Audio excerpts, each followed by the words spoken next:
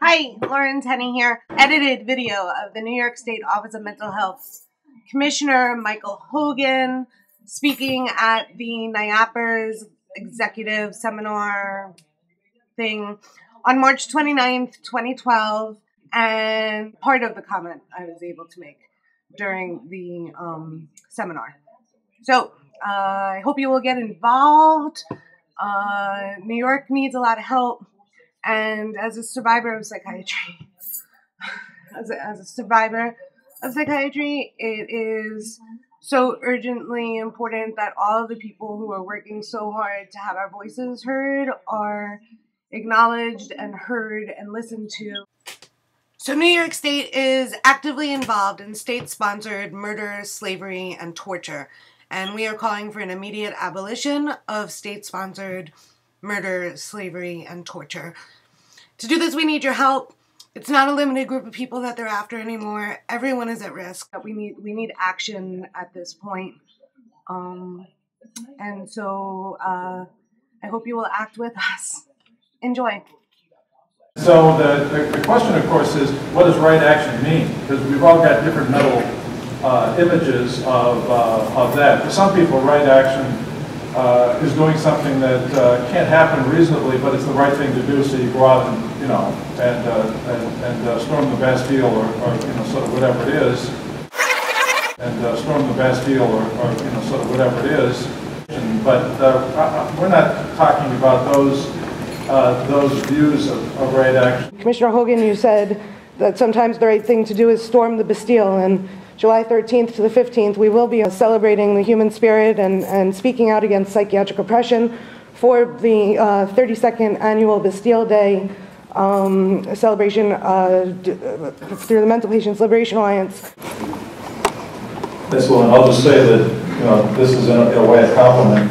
It may be because I saw you in the back of the room that Bastille Day crept into my mind. So the voices of people who are speaking out for themselves and on behalf of others are increasingly strong. As far as institutional and structural racism and classism is concerned, there is an outright overrepresentation of people of color in involuntary court-ordered services, particularly involuntary outpatient commitment, Kendra's law, which we want to see an end to. And I'll give a response that you won't find satisfying, but I nonetheless think that this is another cusp that we're on. AOT is a very small program, less than 2,000 people a year, that has been evaluated by people who participate in it as not that onerous. Now, of course, they've had horrible lives, and a lot of what they experience has been onerous, so they may lump that in with everything else. We are at a point in time right now of where not only are people of color overrepresented in involuntary services, but are underrepresented in voluntary services. We're spending, with Kendra's law alone, $32 million a year at least in trapping people in services that they do not want.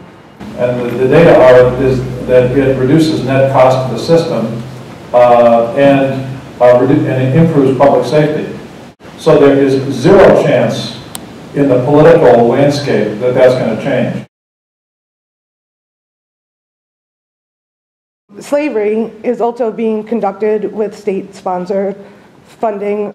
Study after study, 50–60% of people with serious mental illness say that they would like to work. Helping every person who we help or support who wants a job to get a job.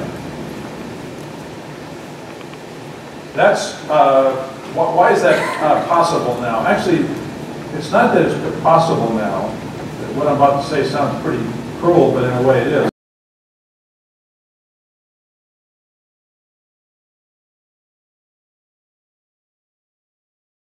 What's possible now is for us to actually get paid for doing that. In the process of forcing somebody into a program, creating a job for a mental health professional, preventing a person from being able to go get their own job is a form of slavery. It was always possible for us to pay attention to work. How we achieved a system in which 85% of the people we take care of are unemployed, double the rate of unemployment among people with serious mental illness who don't get care from us, you know, that's a different question. But now we can get paid for it. Is a form of slavery. The right time to do this now, because the tools are really available, and we can even get paid for doing that.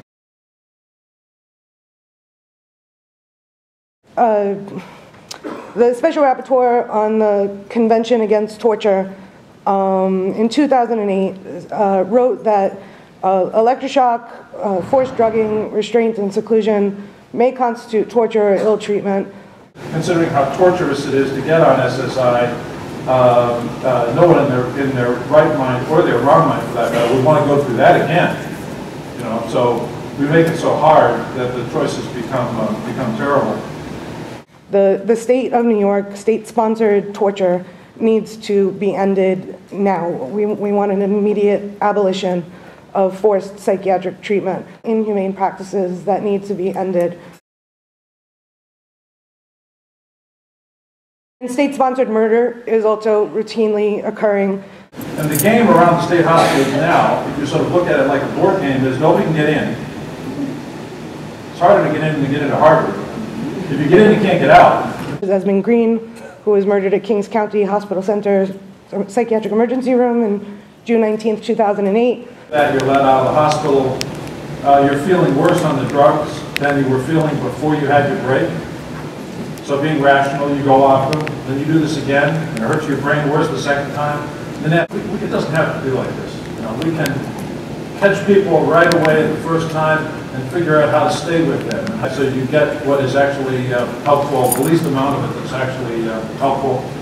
But there's also a 25 to 30-year loss of life for people with psychiatric histories, and any removal of any piece of life, any amount of life, is considered murder. The fact that our brains have been addled a little bit by decades of pharma, you know, telling us this stuff was going to be great, wasn't quite as great as it was supposed to be, and the downside was worse than they told us. And if people voluntarily, with informed consent and choice, are choosing to take the risks that come along with psychiatric drugging, that is their option, but forced services need to be ended immediately. Too much, but this really is a time when right action is required. We've got to be disciplined and collaborative about how we choose the right action that we want to work on, but we certainly have the people in the room who can form the core of getting that done. That should be. So it's really urgent that we speak out right now and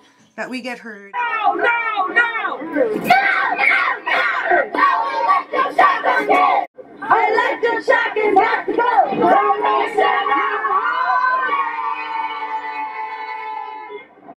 Electric shock is got to go!